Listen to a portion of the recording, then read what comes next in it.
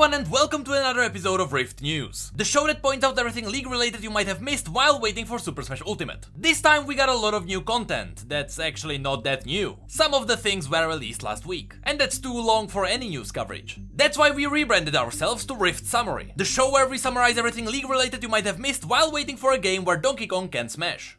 So let's start with everything you can find on live servers. If you are taking a break from League until the next season starts, you might be missing on the Blue Essence Emporium. It will be up all the way through the 3rd of December, so you still have about a week to spend your Blue Essence. On your screen you'll be able to see a full list of everything you can buy this time around. You can also find it on the official frequently asked questions page. It shows you all the available chroma skins, as well as the random icons you can get. You can actually buy the mystery icons or mystery wards for yourselves, as well as for your friends, if by any chance you have any. To prevent hackers from abusing other accounts with RP, or to simply stop kids from ravaging their parents' credit cards, there are limits as to how many you can buy. If you are buying stuff for your friends, you can only buy 10 mystery packages per day, but if you are buying them for yourselves, the limit is 20. But the 3rd of December doesn't mark the end of the Emporium alone. If you like merch, the Star Guardian crossover will be gone as well. If you are not aware, right now you can mix and match shirts and figures and you will always pay only $35 for 2 items. So if you want to get Christmas presents early, I recommend doing it now. There is also limited Zoe shirts for potential convention trolling. But let's get back to the game.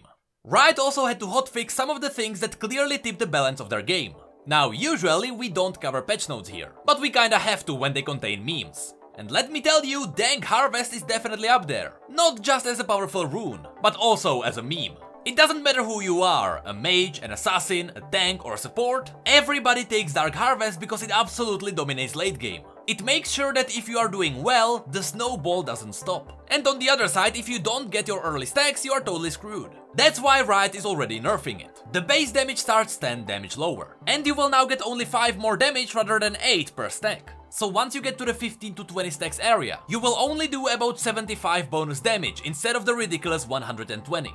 On top of this, previously you would get a stack for any damage you deal to someone below 50% health. This would include even things like the Scorch Rune randomly burning someone, or Luden's Echo jumping on someone who's low. Sometimes you look away and suddenly you have 20 stacks. So now you will only be able to get stacks from direct attacks. No more other procs giving you Dark Harvest procs. And no more sneezing only to realize you wiped the enemy team. Victory! But if you don't care about how you do, but you believe that skin equals skills, fear not, because Pajama Guardians were already released, and we even covered their story in a previous video. But the Coven line is on its way too. It likely might even be released by the time this video is live. We covered all of these skins in the last episode of Rift News, but Riot keeps hyping these skins more and more. Their latest Hype Train edition was a brand new teaser. This might just be a teaser for the legendary skin, but I wouldn't be surprised if there was a short story as well. After all, we already know about the basics of the Coven world. It includes old gods, 2 of which we already know about. The Black Goat God and the White Stag that are represented by Coven Camille and Coven Lysandra. And look at the design of these old gods. I kinda wish they translated into the canon line as well. I wouldn't mind this being the thing that gave Swain his powers. Hey, it's me from the future. The skins were already released and Riot gave us their trailer. As of right now, there is no story to go with it, which is slightly disappointing. But here's a short clip of that trailer.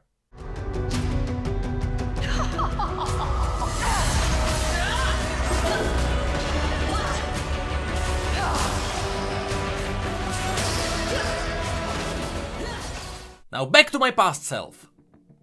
But that's it for what's currently loaded into the live clients. So now let's move on to PBE, that has a batch of what's coming this December. At this point you probably heard about Nico, the strange peaceful being whose story is exactly that. Strange and weirdly peaceful. But peace is not what you will find on PBE, as games where she appears are absolute nightmare. Perhaps this is by design, but every time she splits it really is 50-50 whether you hit her or not. But her reveal is already a week old, so there is no point in going through her abilities now. Everybody knows about it already. But the new thing that you might have not seen before is her login screen. Her music was just released.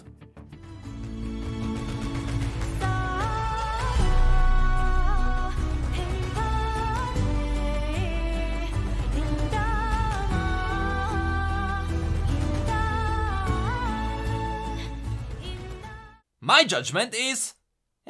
It fits her, it's just not breathtaking. Not like Leona, which is what you will hear before her. But besides just base Nico, we got more information on all the skins that were leaked by a Japanese site even before PBE. Since Christmas is coming, it makes sense for Nico to get a Winter Wonder skin. It replaces her model and her abilities with snowy versions of them. Besides that, it is just a standard icy skin. The other champions with the same treatment include Dr. Mundo, who gets much creepier once you realize that A, you can see that he's a real prince because of the painting in the background, B, his bride was stabbed with a sword and he doesn't mind, and C, Twitch is creepily hanging behind him. Yes, Twitch is another champion who also got an icy skin. Ice King Twitch is perhaps the creepiest version of him to date. But don't worry, because in-game he's more like a spooky ghost than a murderer's king. But then you have someone like Snowman Yi, who himself might not be any cuter. But may I offer you this rabbit, this deer, or perhaps the squirrel? The last one here is Soraka, who many confused with Jenna. I mean, Riot even gave her the bird that Jenna has, so I'm not surprised. But when in doubt, always refer to the hoofs rule. Hoofs? No hoofs. Easy.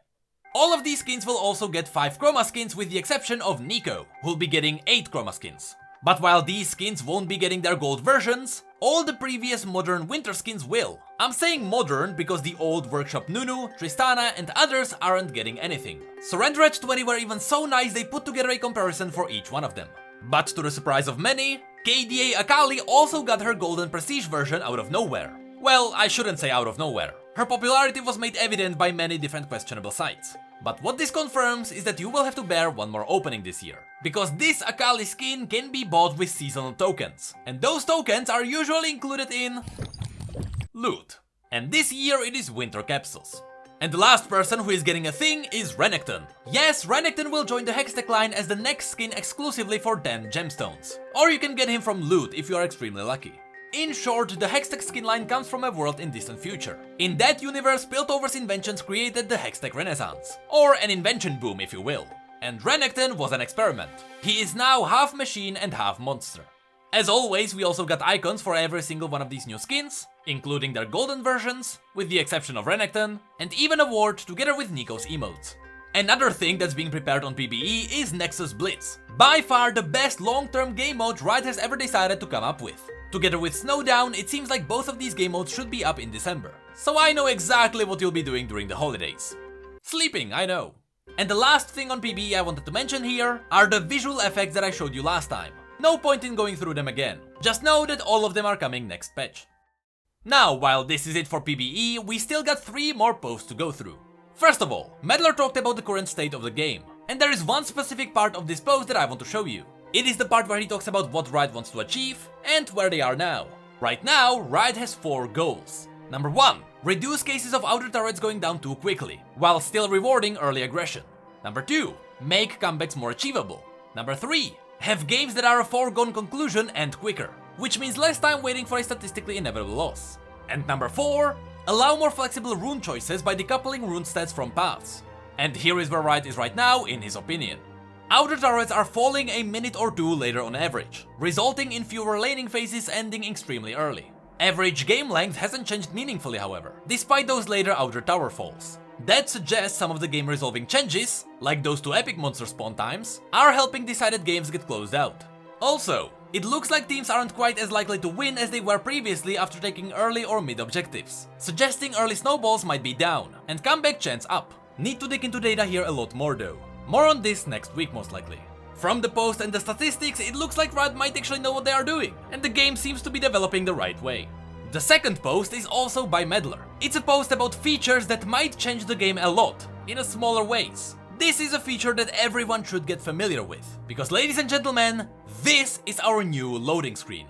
You might have seen it on PBE already, but we need to talk about it here as well. Obviously this is a massive change, but it brings a lot of useful things with it. First of all, you may notice that chat is now part of the loading process. Yes, you can finally chat about the thing you didn't post in time during the picking phase. Or you can use it to plan out strategy and early invades. You can't, however, decrease the enemy's morale by calling them douchebags, because all chat is disabled. You will also be able to immediately mute their voice from the loading screen, if you actually use voice chat. Also, you will be able to see the tooltips of the runes from here. And lastly, if you click on any player, including the enemy, you'll be able to see more info about the champion they are playing and their mastery. But the one thing that might confuse you a lot at the beginning is that your team will always be on top, regardless of what side you are playing at. Instead, there will be a small indicator showing you which side you are. It's either north or south, which is considerably better than northeast and southwest, as it should be. The last thing is that there will be now one unified loading bar, with tips below it. Now I wonder if the old lore facts will be included there, or if it becomes legacy information. But for the last part of this video, let's have a look at the latest Ask Riot post, which we missed last time. This time around we have 4 questions with very simple answers, so let me summarize them quickly. The first one is, do I keep Challenger recall forever if I drop below Challenger in the future? The simple answer by Magic and Gortok is no.